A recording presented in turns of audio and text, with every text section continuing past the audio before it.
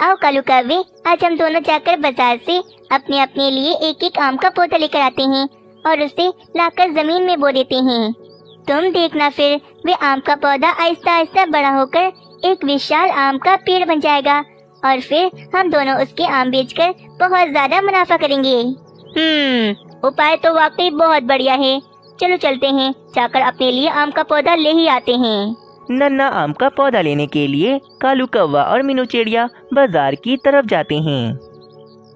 कुछ ही समय में वे दोनों अपने लिए एक एक आम का पौधा ले आते हैं। कालू कौवे, मैं तो अपना ये आम का पौधा इस कुएं के पास ही लगा रही हूँ ताकि पानी देने में आसानी हो, मुझे दूर न जाना पड़े पानी लेने।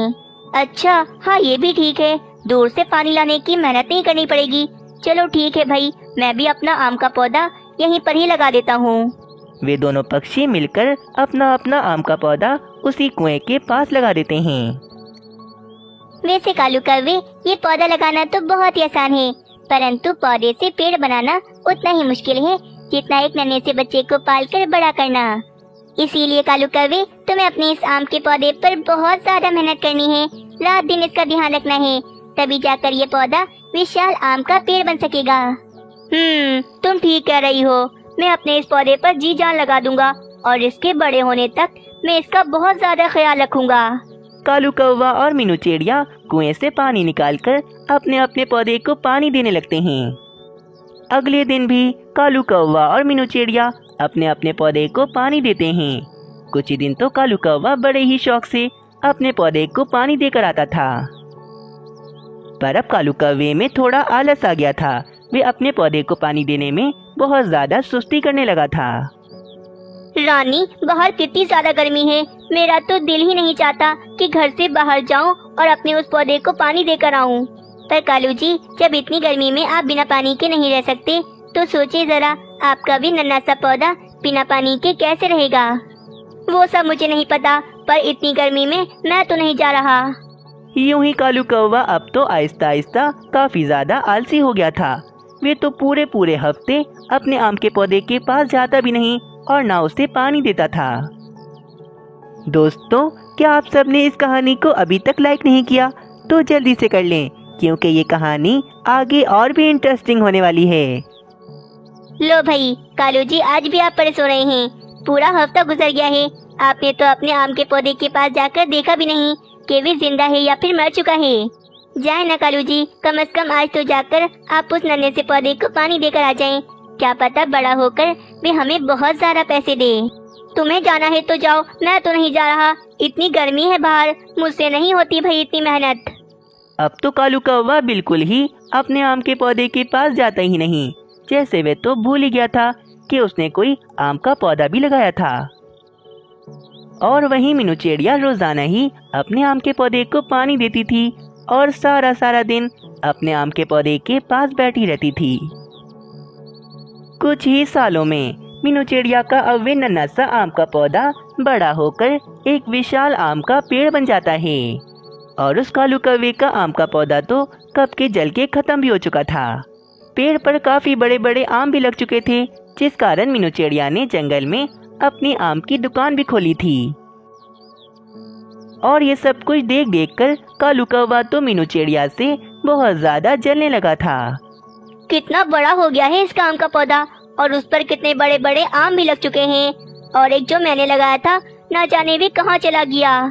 जरूर इस मीनू चिड़िया ने ही मेरे आम के पौधे के साथ कुछ किया होगा, तभी तो मेरा आम का पौधा जल के खत्म हो गया। ऐसा बोलकर कालू कौवा गुस्से में अपने घर चला जाता है। रानी, वो मीनू चिड़िया कितनी ज्यादा चालाक है, अपने पौधे को रोजाना पानी देकर आती थी। पास में ही मेरा पौधा था, ये नहीं कि मेरे पौधे को भी पानी दे देती। जानबूझकर उसने मेरे आम के पौधे को पानी नहीं दिया ताकि मेरा आम का पौधा जलकर खत्म हो जाए और मैं जंगल में अपनी आम की दुकान न खोलूं। हाँ, और देख ले कालू जी, मीनू चिड़िया की जंगल में सिर्फ एक ही दुकान है जो कि आम की है। तुम चिंता ना करो रानी, मीनू चिड़िया ने मेरे साथ इतना ज्यादा गलत किया है ना, अब तुम देखना, मैं उसे छोड़ूंगा नहीं, उसका ये धंधा मैं बंद करवा कर ही रहूंगा। अगली सुबह कालू कौवा जंगल के काफी सारे पक्षियों को जमा करता है। पक्षियों, आप सब तो जानते हैं ना कि हमारे जंगल में कई सालों से बारिशें नहीं हुई, जिस कारण हमारे जंगल में अब पानी की कमी भी होने लगी है। बस ये एक ही कुआं है जो हम पक्षियों का आखिरी सहारा है। पता है पक्षियों, मीनू चिड़िया का ये आम का पेड़ कुएं के पास लगा है, जो आहिस्ता आहिस्ता हमारे कुएं का सारा पानी पीता जा रहा है। सोचो जरा, अगर इस बड़े पेड़ ने हमारे कुएं का सारा पानी पीकर खत्म कर दिया तो हम पक्षी तो प्यास से ही मर जाएंगे। अरे नहीं कालू कौवे, ऐसा कुछ भी नहीं होता। मैंने तो कभी भी नहीं सुना किसी से। नहीं तोते, ऐसा होता है, बिल्कुल होता है। हम कोई रिस्क नहीं ले सकते। पानी तो हमारा जीवन है। अगर पानी खत्म हो गया तो हम क्या करेंगे फिर? मैं तो कहता हूँ हम सब पक्षी मिलकर इस बड़े पेड़ को कटवा ही देते हैं। ना रहेगा पेड़ और ना ही हमारे कुएं का पानी खत्म होगा। हाँ, वैसे कालू कौवा ठीक ही कह रहा है। अगर हमारे कुएं का पानी सूख गया तो हम क्या करेंगे? चलो पक्षियों, जाकर मीनू चिड़िया से ही बात करते हैं। फिर सारे पक्षी मीनू चिड़िया से बात करने उसकी दुकान पर जाते हैं। बहुत हो गया मीनू चिड़िया, अब अपना वे आम का पेड़ काट दो, वरना हमसे बुरा कोई नहीं होगा। हाँ मीनू चिड़िया, अपना वे आम का पेड़ अब काट दो, वो हमें बहुत नुकसान दे रहा है। क्यों काट दूं भाई मैं अपने उस आम के पेड़ को? उसे तो मैंने इतनी मुश्किलों से बड़ा किया है। क्योंकि मीनू चिड़िया, तुम्हारा वे आम का पेड़ आहिस्ता आहिस्ता हमारे कुएं का सारा पानी पी रहा है। अगर उसने सारा पानी खत्म कर दिया तो हम पक्षियों का क्या होगा? हम तो प्यास से ही मर जाएंगे। क्या बोल रहे हो तोते? ऐसा कुछ भी नहीं होता, ये सब सिर्फ बोलने की बातें हैं। हमें कुछ नहीं पता मीनू चिड़िया, अपना वे पेड़ जल्द से जल्द काट दो, वरना हम ही काट देंगे उसे। हाँ मीनू चिड़िया, आखिरी बार बोल रहे हैं तुमसे, जल्द से जल्द अपना पेड़ काट दो, वरना हमसे बुरा कोई नहीं होगा। जाओ यहाँ से पक्षियों, और खबरदार कि किसी ने भी मेरे आम के पेड़ के साथ कुछ भी किया, वरना मुझसे बुरा कोई नहीं होगा। फिर सारे पक्षी अपने अपने घरों को चले जाते हैं। अगले दिन कालू कौवा सब पक्षियों के साथ और एक उल्लू लकड़हारे को लेकर मीनू चिड़िया के आम के पेड़ के पास आता है। चलो उल्लू लकड़हारे, अपना काम शुरू करो और जल्दी से इस बड़े से आम के पेड़ को काट डालो। उल्लू लकड़हारा वे आम का पेड़ काट नहीं जा रहा था कि तभी मीनू चिड़िया अपने आम के पेड़ के सामने आकर खड़ी हो जाती है। तुम सबको नहीं पता पक्षियों कि मैंने ये पेड़ कितनी मेहनत से बड़ा किया है। ऐसा ना करो मेरे साथ, ये पेड़ ही मेरा सब कुछ है। मेरी सारी मेहनत जाया हो जाएगी अगर इसे काट दिया तो। हट जाओ मीनू चिड़िया, फौरन आगे से हट जाओ। हाँ हटो हटो उल्लू लकड़हारे, अगर ये चिड़िया ना हटे ना तो इस पेड़ के साथ इसे भी काट डालो। बेचारी मीनू चिड़िया सब पक्षियों के सामने बहुत मिन्नतें करती है, परंतु कोई भी पक्षी उसकी बात नहीं सुनता और आखिरकार उल्लू लकड़हारा उस आम के पेड़ को काट ही देता है। बहुत बुरा किया मेरे साथ पक्षियों, मैं तुम सबको कभी माफ नहीं करूंगी। और कालू कौवे, मैं सब समझ रही हूँ कि तुमने ये पेड़ क्यों कटवाया है। तुम्हें मेरी सफलता देखकर अच्छा नहीं लगा ना, इसीलिए तो तुमने पक्षियों का साथ लेकर मेरा आम का पेड़ कटवा दिया। इतना कहकर बेचारी मीनू चिड़िया उदास होकर वहाँ से चली जाती है। कुछ दिनों बाद मीनू चिड़िया पैसे जमा करके मिट्टू महाराज से एक नारियल का पेड़ खरीद लेती है। आजकल तो जंगल का मौसम काफी खराब था और जंगल में काफी ज्यादा गर्मी बढ़ चुकी थी। गर्मी बढ़ने के कारण कुएं का सारा पानी भी सूख गया था। पक्षियों के पास अब पीने के लिए बिल्कुल भी पानी नहीं बचा था। हमने बहुत गलत किया पक्षियों, वे आम का पेड़ जमीन को नमी देता था, जिस कारण हमारा कुआं हमेशा भरा रहता था। पर ये सब सिर्फ कालू कौवे की वजह से हुआ है। कालू कौवे के कहने पर ही हमने मीनू चिड़िया का भी बड़ा आम का पेड़ कटवा दिया। वहीं मीनू चिड़िया ने अपना नारियल पानी का धंधा जमा लिया था और वे पक्षियों को नारियल पानी बेचा करती थी। पक्षियों ने मीनू चिड़िया के साथ बहुत गलत किया था, इसीलिए पक्षियों की बिल्कुल भी हिम्मत नहीं थी कि वे जाकर मीनू चिड़िया से नारियल पानी खरीद सकें। एक दिन सारे पक्षी हिम्मत करके मीनू चिड़िया के पास नारियल पानी खरीदने आते हैं। माफ कर दो मीनू चिड़िया, हमें माफ कर दो, हमने तुम्हारे साथ बहुत गलत किया। हाँ मीनू चिड़िया, तुम्हारे साथ गलत करने की हमें सजा मिल रही है। देखो ना, जंगल में पानी का एक कतरा भी नहीं, जिस कारण हम सब पक्षी बहुत ज्यादा प्यासे हैं। इसीलिए मीनू चिड़िया, हम इस प्यास को बुझाने के लिए तुम्हारा ये नारियल पानी खरीदने आए हैं। नहीं, मुझे ऐसे पक्षियों को नहीं बेचना अपना नारियल पानी जो सिर्फ अपने बारे में सोचते हो। चलो पक्षियों, यहाँ से चले जाओ और दोबारा यहाँ पर कभी मत आना। इस तरह सारे पक्षी वहाँ से चले जाते हैं और उन सब पक्षियों को उनकी गलती की सजा मिल रही थी। इस कहानी से हमें ये सीख मिलती है कि कभी भी बिना देखे किसी की भी बातों में नहीं आना चाहिए, वरना हमेशा हम नुकसान में ही रहते हैं। उस बूढ़े चिड़े की पत्नी का कुछ समय पहले देहांत हो गया था। अब वे चिड़ा अपनी 2 बेटियों के साथ रहता था। मीनू चिड़िया छोटी बेटी थी और कोमल चिड़िया बड़ी बेटी थी। कोमल चिड़िया को तो अमीरी बहुत ज्यादा ही पसंद थी और वे अपनी इस गरीबी की जिंदगी से बहुत ज्यादा ही परेशान आ चुकी थी। दीदी, आप हर समय इतने गुस्से में क्यों रहती हो? बाबा भले अमीर नहीं, परंतु हमारा गुजारा आराम से हो जाता है। मीनू चिड़िया, अभी तुम छोटी हो और तुम्हें नहीं पता कि ये अमीरी क्या होती है, और वैसे भी हर चीज लेने से पहले हमें 10 बार सोचना पड़ता है, और ये मुझे बिल्कुल नहीं पसंद। अरे बेटी, तुम परेशान क्यों होती हो? देखना, मैं तुम्हारी शादी एक बहुत ही अमीर चिड़े से करवाऊंगा। हाँ बाबा, मैं भी सिर्फ शादी किसी अमीर चिड़े से ही करूंगी। कोमल चिड़िया बहुत ही नखरे वाली थी, जबकि उसकी छोटी बहन मीनू चिड़िया तो काफी ही ज्यादा अच्छी थी। एक दिन बूढ़ा चिड़ा कोमल चिड़िया को खुशखबरी सुनाता है कि उसके लिए एक बहुत ही अमीर घर का रिश्ता आया है। हाँ भाई हाँ, मैं सच कह रहा हूँ, कोमल बेटी के लिए तो बहुत ही अमीर घर का रिश्ता आया है। अरे दीदी, ये अमीर गरीब से क्या होता है? हमें तो शादी उससे करनी चाहिए जो हमेशा हमारा साथ दे। अरे मीनू चिड़िया, तुम तो बस ही करो। क्या बाबा आप वाकई सच कह रहे हैं? मेरे लिए अमीर घर का रिश्ता आया है। हाँ मेरी बेटी, मैं बिल्कुल सच कह रहा हूँ। मैंने तो तुम्हारी शादी अब उस चिड़े से पक्की कर दी है। अरे वाह बाबा, आप बस हाँ कर दें, मुझे मंजूर है। बस फिर इसी हफ्ते टुनमुन चिड़ा कोमल चिड़िया से शादी करके उसे अपने घर में ले आता है। कोमल चिड़िया अपना बड़ा सा घर देखकर काफी ही ज्यादा खुश थी और टुनमुन चिड़ा कोमल चिड़िया की सारी बातें मानता था। अरे वाह दीदी, आपका घर कितना बड़ा और कितना ही सुंदर है। अरे हाँ भाई, ये घर तो सुंदर है ही, बल्कि इसके अलावा उनके पास तो ऐसे 2 बड़े बड़े और घर हैं। अब देखना तुम मीनू, बरसों से छुपे मेरे दिल में जो अरमान है, मैं अब वे अपने सारे अरमान पूरे करूंगी। ये सोने का हार देख रही हो, ये बहुत महंगा है और उन्होंने कल ही दिया मुझे।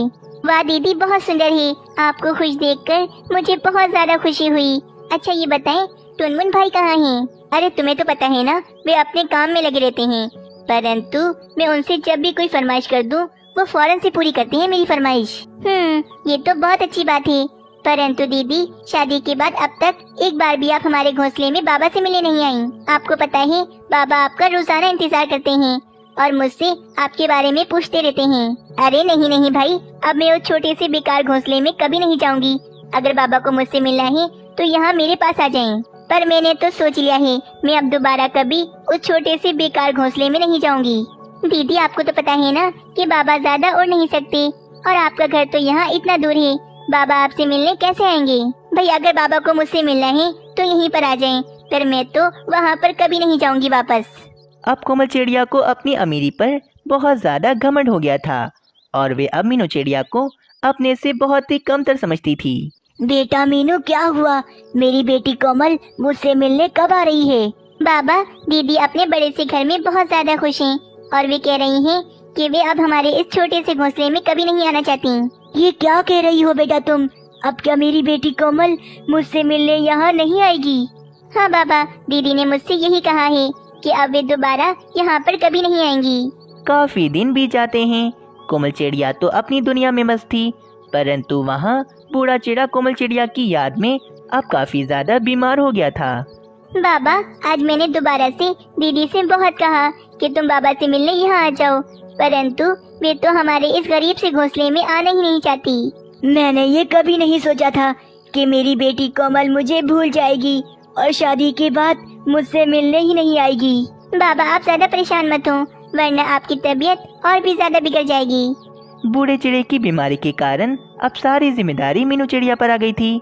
सारा दिन मीनू चिड़िया उल्लू सेठ के खेत में काम करती और रात भर अपने पिताजी का ख्याल रखती। मीनू चिड़िया, तुम्हारे बाबा को हर समय चिंता रहती है, इनका कुछ नहीं पता, ये कभी भी मर सकते हैं। तुम जल्द अज जल्द इनका इलाज करवा लो। ये सुनकर तो मीनू चिड़िया और भी ज्यादा परेशान हो जाती है। अब बाबा के इलाज में कैसे करवाऊंगी? मेरे पास तो पैसे ही नहीं। हाँ, मैं कोमल दीदी से कुछ पैसे मांग लेती हूँ, उन्हें तो पैसों की कोई कमी नहीं। ऐसा सोचकर मीनू चिड़िया कोमल चिड़िया के पास जाती है। माना कि मीनू चिड़िया मैं बहुत अमीर हूँ और मेरे पति के पास बहुत पैसे हैं, परंतु पैसे कोई पेड़ पे नहीं उगते जो मैं इधर उधर बांटती फिरूं। दीदी, तुम तो बाबा से मिलने कभी आती ही नहीं। तुम्हारी याद में बाबा बहुत ज्यादा बीमार हो गए। तुम्हें पता है बाबा किसी समय भी हमें छोड़कर जा सकते हैं, इसीलिए अब मुझे बाबा का जल्द से जल्द इलाज करवाना है, पर मेरे पास तो पैसे ही नहीं। जाओ भाई यहाँ से, मेरे पास तुम्हें देने के लिए बिल्कुल पैसे नहीं, और वैसे भी बाबा की जिम्मेदारी सिर्फ और सिर्फ तुम्हारी है, इसीलिए अब तुम अपना देख लो। दीदी, कृपया करके मुझे पैसे दे दें, वरना बाबा हमें छोड़कर चले जाएंगे। क्या एक बार सुनाई नहीं दिया तुम्हें? मेरे पास तुम्हें देने के लिए कोई पैसे नहीं। चलो यहाँ से चली जाओ और दोबारा पैसे मांगने कभी मत आना यहाँ पर। कोमल चिड़िया मीनू चिड़िया को निराश करके वापस भेज देती है। मीनू चिड़िया उदास होकर एक पेड़ पर आकर बैठ जाती है। काश कि मैं भी बहुत ज्यादा अमीर होती तो मुझे दीदी से यूँ पैसे नहीं मांगने पड़ते और मैं आराम से अपने बाबा का इलाज करवा देती। अगर मैंने जल्द से जल्द बाबा का इलाज न करवाया तो बाबा तो मुझे छोड़कर चले जाएंगे। नहीं, मुझे कुछ न कुछ तो करना ही पड़ेगा। मीनू चिड़िया ऐसा कहती है, तभी वहाँ पर कालू कौवा आता है। मीनू चिड़िया, तुम यहाँ पर क्यों बैठी हो? वहाँ पर तुम्हारे बाबा की बहुत ज्यादा तबीयत खराब हो गई है। ये सुनकर मीनू चिड़िया भागी भागी अपने बाबा के पास जाती है, पर वहाँ पर आकर क्या देखती है कि उसके बाबा तो उसे छोड़कर जा चुके थे। ये देखकर तो मीनू चिड़िया बहुत ज्यादा उदास हो जाती है। हाय रे बाबा, आप मुझे छोड़कर क्यों चले गए? अब मैं क्या करूँगी? मैं तो बिल्कुल अकेली हो गई। काश कि मैं आपका इलाज करवा सकती। अपने बाबा की मौत का सुनकर वहाँ पर कोमल चिड़िया आ जाती है। मीनू चिड़िया, मार दिया ना तुमने मेरे बाबा को, एक इलाज नहीं करवा सकी तुम इनका। बस दीदी, जब आप बाबा की जिंदगी में यहाँ पर नहीं आई तो अब क्यों आई हैं? चली जाए यहाँ से आप। हाँ, मुझे भी कोई शौक नहीं यहाँ पर आने का, तुम ही रहो इस बेकार से घोंसले में। ऐसा कहकर कोमल चिड़िया वहाँ से चली जाती है। अब कुछ दिन गुजर जाते हैं। एक दिन कालू कौवा मीनू चिड़िया से कहता है, मीनू चिड़िया, मेरा एक दोस्त सोनू चिड़ा है, वो बहुत ज्यादा अच्छा है और बहुत ही ज्यादा मेहनती है। मैं तो कहता हूँ कि तुम उस चिड़े से शादी कर लो।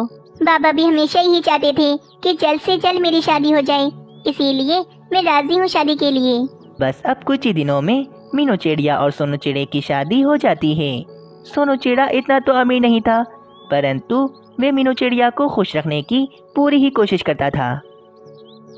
वहीं दूसरी तरफ अब टुनमुन चिड़ा कोमल चिड़िया से काफी ज्यादा परेशान आ चुका था, क्योंकि कोमल चिड़िया को ना तो भोजन बनाना आता था और ना ही कोई दूसरे काम। इसी कारण टुनमुन चिड़ा तो अब काफी ज्यादा परेशान हो चुका था। अरे सुने ना टुनमुन जी, आपसे मैं कितने दिनों से कह रही हूँ कि मुझे हीरो का हार चाहिए, आप मुझे कब दिला रहे हैं? अरे लालची चिड़िया, ये पैसों की प्यास कब बुझेगी तुम्हारी? जब से शादी हुई है तुमसे पैसे पे पैसे ही खर्च करवा रही हो मेरे। क्या आपने घर में पहना था कभी हीरो का हार? ये आप मुझसे किस तरह से बात कर रहे हैं? मैं तो आपकी पत्नी हूँ ना। देखो कोमल चिड़िया, मुझे ऐसी पत्नी बिल्कुल नहीं चाहिए थी। मुझे क्या पता था कि तुम ऐसी निकलोगी। मुझे तो ऐसी पत्नी चाहिए थी जो मेरे सारे काम करे, परंतु तुम्हें तो कुछ भी नहीं करना आता, ना ही अच्छा भोजन बनाना आता है और ना ही कुछ और। बस तभी वहाँ पर एक सुंदर सी चिड़िया आती है। टुनमुन जी, ये चिड़िया कौन है और ये हमारे घर पर क्यों आई है? ये मेरी दोस्त सोनू चिड़िया है और तुमसे बहुत अच्छी है, बहुत ही पढ़ी लिखी है।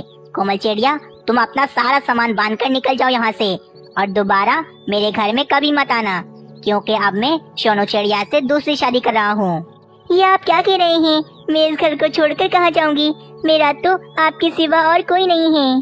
बस करो, अपनी बातें अपने पास रखो और चलती बनो यहाँ से, वरना मुझे अपने घर से निकालना भी आता है। बस टुनमुन चिड़ा अब कोमल चिड़िया को अपने घर से निकाल देता है और अब कोमल चिड़िया का सारा घमंड टूट जाता है। वहीं मीनू चिड़िया अपने घर में बहुत खुश थी, जबकि कोमल चिड़िया को अपने घमंड की